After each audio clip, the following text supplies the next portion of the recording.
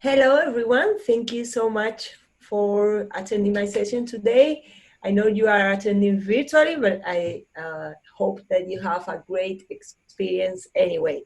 My session is called Introduction to Lightning Web Components, a practical example, and that's what we are going to do. We are going to build a page from scratch with Lightning Web Components, and while we build the page, I will highlight the most important features of the language.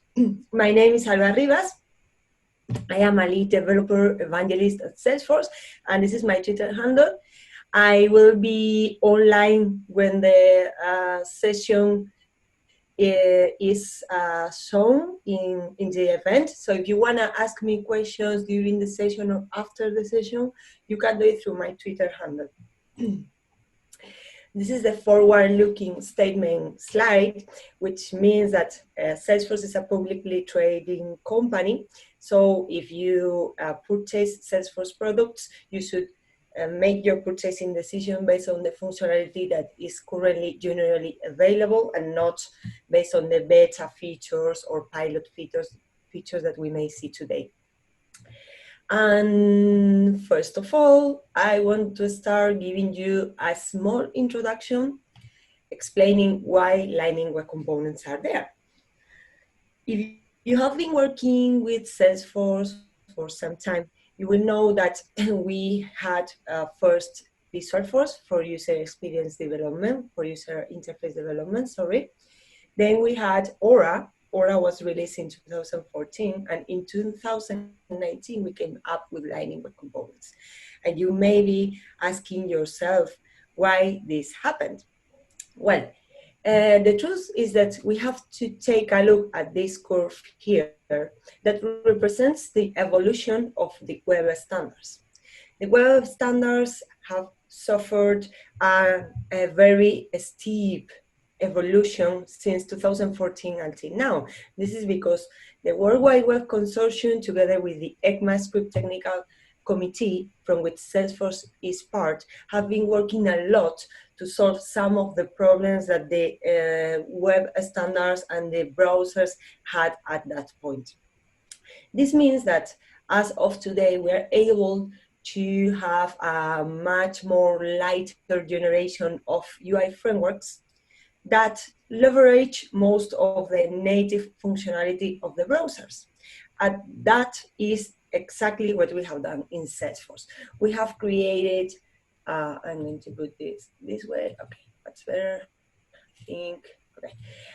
We have created Lightning Web Components, which is a really thin framework that will provide you the capability to abstract from some of the most difficult parts of the Web Components APIs, will provide you the features that you need to access Salesforce data in the backend, and will provide you a security layer on top of all the Web Components standards that most of modern browsers support as of today. And to demonstrate that Lightning Web Components follows the standards, we are going to see first which are those standards, right? So Web Components standards are mainly built of 4 specifications, and the first one I want to talk about is HTML templates. This is completely a standard. I took these examples from the MDL network, Mozilla Developer Network page. And I want to show you this because if you are not familiar with Lightning Web Components, and this is going to be your first contact with them, you are going to see things like the word template. Template comes from this spec. This means that we are using HTML templates. You are going to see things like JavaScript classes that extend HTML elements. This will come from another specifications, which is the custom elements specifications. And this specification explains how to create custom HTML elements. I'm sure you are familiar with standard ones, as for example, a div or a span or an anchor link, right? So this is kind of the same, a custom HTML element will have the same behavior, and that's what we will create with our Lightning Web Components, but instead of being span, will be whatever name you want to give it. In this case, this is a flag icon because the class name that we are using is flag icon. And also remember, this extends HTML element because I will link to this later. The third specification that is part of the Web Components standards is the ECMAScript 6 modules. This is something that we use a lot in Lightning Web Components, and this specification defines a way of sharing JavaScript code in a modularized way. So what you define is a piece of JavaScript code that you mark as exportable, and then you are able to import those modules in another JavaScript file and use them, right? So our Lightning Web Components are going to be ECMAScript 6 modules, and we will be able to import them and export them. And finally, I want to talk a bit about this fourth specification, which is the Shadow DOM specification. This is probably the most difficult to understand at the beginning, because this specification describes a method to combine different DOM trees into one. So instead of having a single DOM hierarchy, what we will do is that every Lightning Web component will be kind of a black box, which contains its internal shadow DOM. And this is going to provide us a way of encapsulating the logic and the CSS of that component. And that's going to be super helpful to build applications that are easily extensible and that are modular. This is the code that the spec uses to create shadow DOMs, but you won't need to do this because this is one of the things that we are doing in the framework, and that it's automatically implemented for you when you create your Lightning Web components. So, as I promised, we will do this taking a practical approach. I don't know if you're familiar with the Dreamhouse app, but if not, this is an app that we have in our sample app gallery. We have a sample app gallery with more than 10 applications that showcase how to use all the Salesforce features and products from a developer perspective. And this is one application that it's a real estate agency application, right? In which you can look for houses following a certain criteria. There is other functionality, there are maps there in which you can see where each house is located. But the page that we are going to create from scratch is the one that allows you to find properties. If you install the app, it's called Property Finder. So in this app, we are going to create 3 components. First, we will create, well, it's not the order that we are going to follow, but I'm going to explain it this way because I think it's easier to understand. So first we will have the house filters component, this one here. With this component, you will be able to specify the criteria of the search that you want to do in the backend. For example, I want to look for a house with 5 bedrooms and 2 bathrooms, right? Then we will have another component called house Tilelist, which will contain all the results for the search. And in that house Tilelist component, instead of repeating the code as many times as houses we find, we will have an auxiliary component called house tile that we will use to iterate over the houses that have been returned by the backend, and we will use that to represent each individual house. So let's say that I want to start this project. Which is the first thing that you need to do? Well, the first thing is to configure your development environment, because to build Lightning Web Components, you don't use the developer console anymore. I mean, developer console is great, it's going to be there, it works for Apex and for Aura components, but for Lightning Web Components, we wanted to have a much more professional and real development experience, and that's the reason we made the switch to our Salesforce developer experience.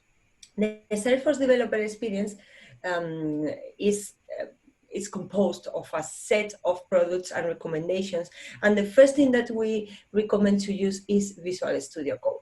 Visual Studio Code is an IDE, which is really great. It has a lot of features, and we recommend that IDE because we have released a set of extensions for Visual Studio Code that are going to give you coding capabilities that will make you be much more productive.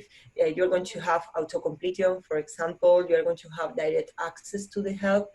You're going to have shortcuts to execute all the Salesforce CLI commands and much more. And you have that for LWC, but also for Apex, for Visual Force, etc. I have mentioned the Salesforce CLI. This is the way in which we recommend to upload and download your code for your organizations. You can use the Salesforce CLI to work with scratchers, but you can also use the Salesforce CLI to work with non-scratchers, which is great. And finally, I recommend you to take a look at this block here, which explains how to configure your OR to enable debugging, and also how to configure your Chrome developer tools, which are the preferred ones that we are recommending as well, to have custom formatters and be able to see the JavaScript objects in a better way. Just take a look at it because it's really great, and I think it's a must for Lightning Web Components development. So once we have created our or configured our development environment, the first thing that we will do is go to the smallest component. That's a good strategy. If you are going to build something, try to build always first the smallest portion of functionality that makes sense to be able to do a small test before you have the full picture, right? So the smallest piece of functionality that we have is the house style component, the one with which we are going to represent each individual house. So first of all, I'm going to show you the expected result. In this case, it's super easy, right? Because I only mean to have one single house. For now, I'm going to create a fake house in memory in my JavaScript file. We are not retrieving anything from the backend, and we will do that in subsequent steps. So how do we build this house style component? Well, first of all, I want to explain that a component will normally have three files. First of all, we will have the HTML file. Do you see this template keyword here? If you remember from the previous slide, this corresponds to the HTML templates specification. And once you render, your browser renders this HTML file, this is what will be rendered if you take a look with your developer tools at the document object model. Second, we will have a JavaScript file. The JavaScript file will be something as this code that we can see here. Again, this is familiar, right? We are importing a class from a function, it's a class from Lightning Web Components, which is one of the modules that we provide. And we are exporting this class here. Here we are following two specs, the ES6 Modules, right? And also we can see that we are extending the Lightning element class. This is because we are following the custom elements specification. In the custom elements specification, we were really extending the HTML element standard class. The lining element class is not more than a class that extends that one, the standard one, but with a bit more of functionality so that you can abstract from some of the complex things of the web components standards. And finally, we will have another class, a third class, which is the metadata file, same as any other Salesforce metadata type, right? So with that, let's say that we want to create our house style components. The first thing that you will normally do is to create the markup. This is going to be the markup, and as you can see, this starts with the word template, because this is an HTML template. And then we will need to create the JavaScript file, right? JavaScript files are required at all times. So for now, let's say that we want to create a fake house, right? Which is the one that we are going to show in this first step. Here, I'm creating a house. When you want to have something in your JavaScript controller that stores your data, that's going to be called a property. It's defined as an instance variable for this class. And this will be a property. A property can be a JavaScript primitive, or in this case, is a JavaScript object, right? In which we are defining the address, the city, etc., which are the things that we will retrieve from the backend in a later step. And when you define a property in your file and you want to reference that property in your markup, you can do that using braces. You could reference the house property or any of the fields of the house property object, right? So here, for example, we are referencing the address, which is the one that we are showing here. We are referencing the state, which is the one here, right? We are referencing the beds and the baths, which are the ones here, etc. So those are properties, and that's one of the most important building blocks of Lightning Web Components, because it's the way that you have to bind what you have in your JavaScript file with your HTML file. Then pay attention at this. This is a getter. A getter is no more than another way to define a property, right? So here I'm defining a getter for background image style, and then I can reference that property that I have defined via a getter in my markup. What's particular about getters? That they allow you to compute expressions on runtime. Sorry. In this case, this is a concatenation of strings.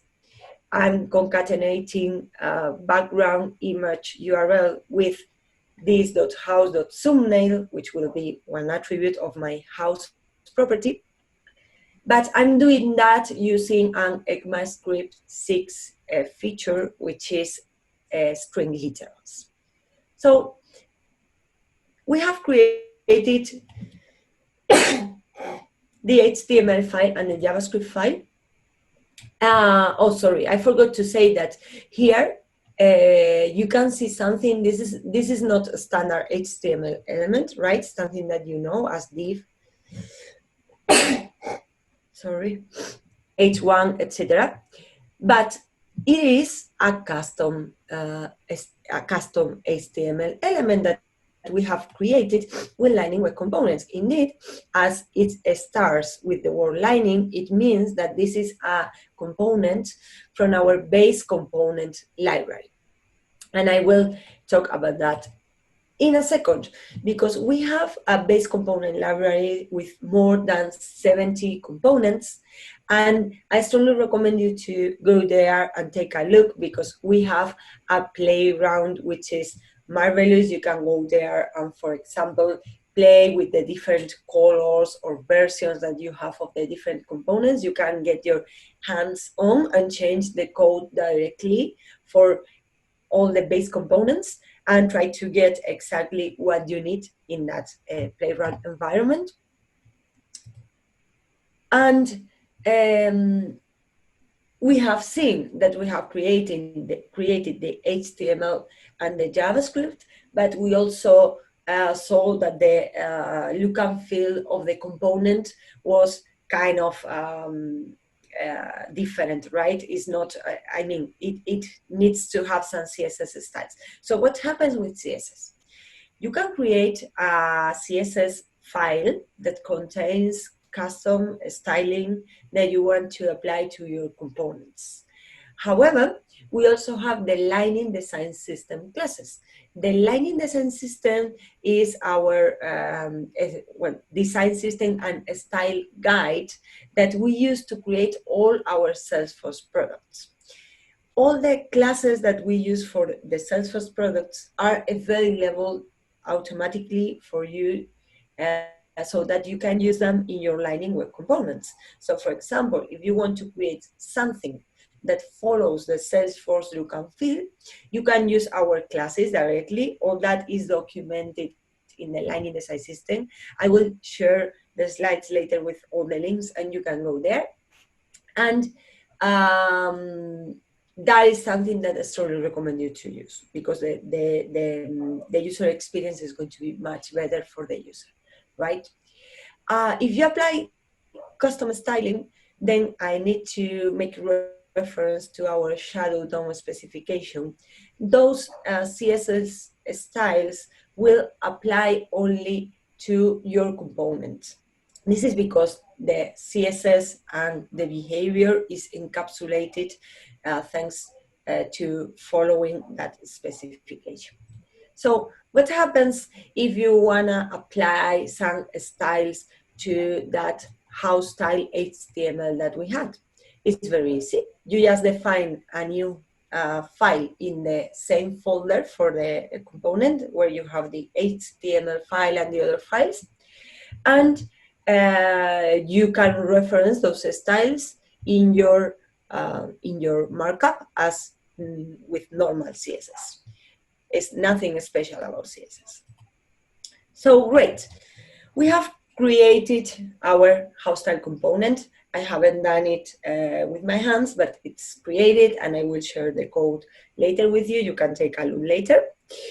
And now the next thing that we want to do is to create our house style list component. This is going to be the panel in which we will iterate over all the houses that are returned by the backend. We will pass every individual house to our house style component, and we will use that component to render each individual house. So I'm going to show you the expected result. And this is what we would have in step 2. For now, there are only 2 houses. Why? Because I haven't implemented anything that brings the houses from the backend yet. We are going to, again, create 2 fake houses to implement this step.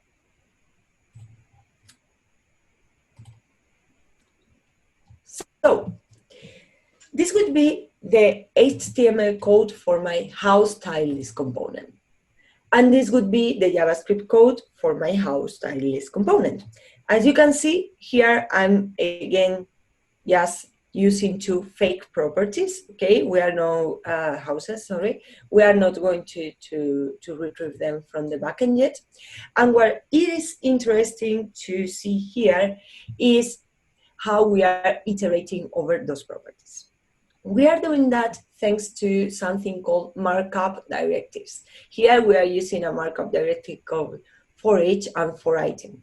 This is going to allow me to iterate over my houses property, which is an array, right, that I have defined in the JavaScript file, and will assign each individual property to another property called individual house. Then what I can do is to reference each individual house attributes, for example, its ID or anything else within the body of my for each iteration. In my case, what I'm going to do? What I'm going to do is to use the house style component that we created in the previous step, and we are going to pass in each individual house as a parameter to a house attribute. We will see now how do we define that public attribute that allows me to pass values to a child component. So here we see how to do that, right? We have a parent component, which is our house style list component. We have individual child components, which are our house styles. So if we want to create a public attribute, what we do is to define a property which is decorated with API, right? API is a decorator. Decorator is a feature of JavaScript, but you can find decorators in other languages, as for example, Python. And decorators allows you to add functionality to entities. In this case, we are decorating a property, but we could decorate a method as well, right? And then what we do is to pass information from the parent down to the child. This is the way to pass information down, thanks to that API property. So to make that work, we need to perform a small modification in the child, because remember that in the child we had a fake house property. We don't want to have that fake house property anymore. What we want to have is an API property, so that the individual houses can be passed down via a house attribute. This is the way that we have to do that, okay? So here I just wanted to highlight is the same code as before, but I wanted to highlight that we are passing down each individual house to the house API property. This is the unidirectional data binding system that we have in Lightning Web Components. We will see that to pass information up, we follow a different approach. So there's something else that we need to configure in this component. I want this component to be available for a builder, right? Because at the end, we will have a page in which we place the component. On the right-hand side, we will need to do the same for our filters components. And the way to configure components to be available for the different Salesforce experiences in Lightning Web Components is by using the metadata file. You have to say that the component is exposed, and then you define where it's exposed. There are many configuration options. Here I have just a simple one that says it will be available for home, record, and app pages, but you can even restrict for which kind of objects is available, or for which kind of form factors. If you want it to be available only for mobile, for example, and so on. Okay, so we have our panel list component with those fake properties that we have created. The next step that we are going to do is to create our house filters component. And here we are going to see all the capabilities of the framework. So let me show you how it works. Here we have step 4. And we have our component that we created in the previous step. And here we have the capability to search for something. We can change the number of bedrooms, and we can also reset the component. This component is not sending any information to this component yet, right? Because we want to make it simple for now. Okay, so here we are going to find another pattern that is widely used in Lightning Web Components, and that is the way also in which HTML standard components work, right? So this time we will have a parent component, which is our filters component, and we will use 3 children components. This is going to be a Lightning input, one of our base components, and we will have 2 Lightning sliders, which are base components too. This time, well, these 3 components are in charge of managing the interactions that the user has. So for example, if the user writes something in the search field, this component will read that information, right? And those 3 components need to pass that information up to my filters component, because at the end, I will make our filters component fire an event and pass that information to the component of the houses list that we have on the right-hand side. The way to pass that information up in Lightning Web Components is by using events. We cannot use property binding to pass information up. That was possible in Aura, if you are familiar with Aura, but in Lightning Web Components, that's not possible anymore. Okay, and this is because we are following the standards. And what you do is in the child component, you fire an event, and on the parent component, you define a handler that will execute when that event is listened. So this is the markup for my component, okay? This is a Lightning card, which is a base component. We have the reset button. We have the Lightning input and the 2 Lightning sliders. And the way, one of the possible ways to define an event handler is that if, for example, my Lightning input is firing an event called change, you write on change on the markup, and then you reference a method of your JavaScript controller. So as you can see here, this would be the event handler for the Lightning input. This would be the event handler for this Lightning slider. And this is the one for this second Lightning slider. This means that anytime I'm writing something on the search field or changing the sliders, those 3 components are firing events all the time, and we are executing these methods on the parent component, reading the information that those events carry. If you take a look at the documentation of these base components, you will see that that information, the value that the user has inserted, it comes into the event.detail.value property. So what we are going to do is to store the values of those Lightning inputs and sliders into properties that are defined on the parent component. Why? Because we will track the state of the component at that level, and we will use that later to fire another event that will be kind of an application event, if you are familiar with Aura, to the other component. Okay, so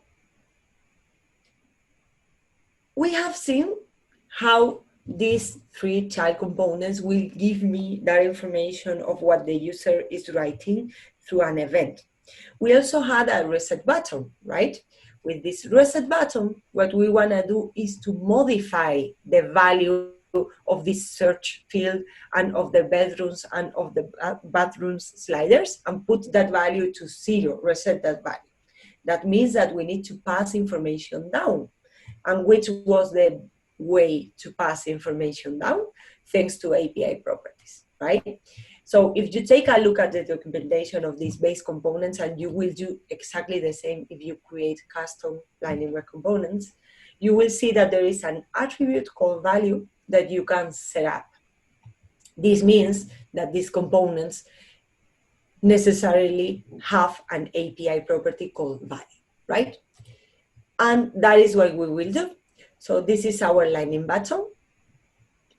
What we will do is that when the button is clicked, we will have a handler called handle reset. And this handle reset is going to set to 0 these properties that are handling the state of the component.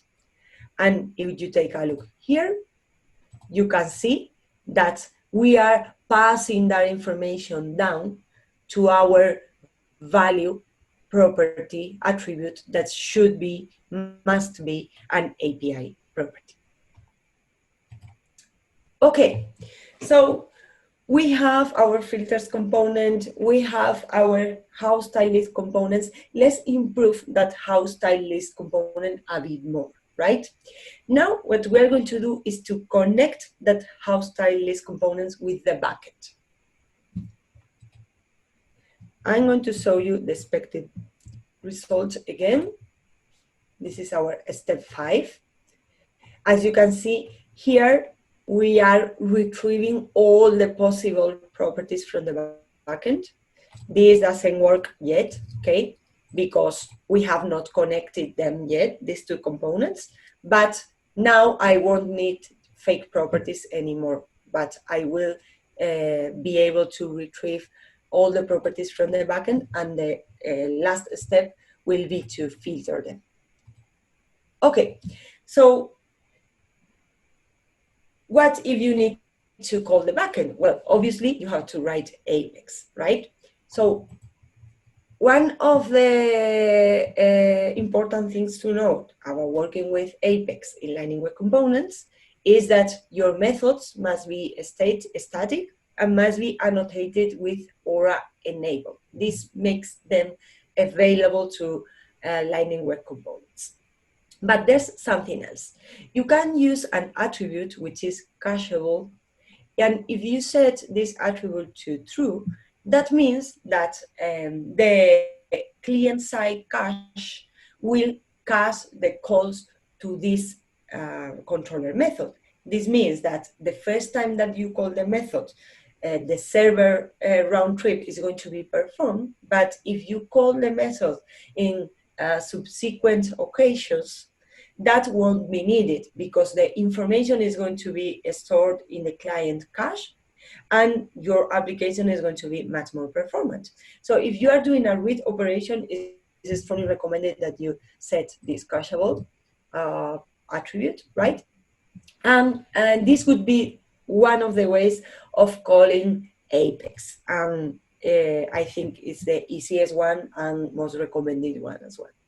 So what you do is that if you have defined a controller.method in Apex, what you do is to import that method, which is really a function that gives you access to the method, right, in JavaScript, in your JavaScript file. Then what you do is to call it with wire. Wire is the wire service, okay? And this is one of the ways that we have to call Apex. And what you do is that you say, call this method anytime that this parameter or this parameter or this parameter change. You specify that thanks to the $ symbol, right? And this service is going to be reactive. That's the reason we call it reactive, because we make it react to any changes in those properties there.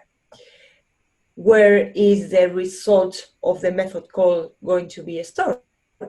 In the houses. Sorry, I don't want to move the mouse. Yeah, so in the houses property, right? So this code is going to be calling the backend anytime that this parameter changes. In this step, at this point, in this step, we just will set them at the beginning, search key, number of bedrooms equals to 0. And that's the reason we are retrieving all the houses that we have in the backend, because we are not being restrictive with the parameters, right? Once you do that, you can reference that houses properties, same as we were doing before in your markup. And finally, we have seen how to call Apex. We have seen how to implement our house filters components. What we need to do now is to connect our house filters components to our house Tilelist components. When you compose components in a page on a builder, the way to communicate them is to use the lightning message service. So I'm going to show you the expected result. This is just the last iteration that we will do to create our application. And now we are going to see that if I filter here, I just want to see the Victorian houses of more than 5 bedrooms and more than 4 bathrooms. Wow, there are a lot. Well, this is our final page, right? And we have seen that every time that I write a value in my filters component, the information is being refreshed in the panel components, right? This is because every time that we do that, we are publishing an event, and the panel component is listening to that event and reacting. The wire service is reacting to those changes and bringing new data from the backend or from the cache. We don't know.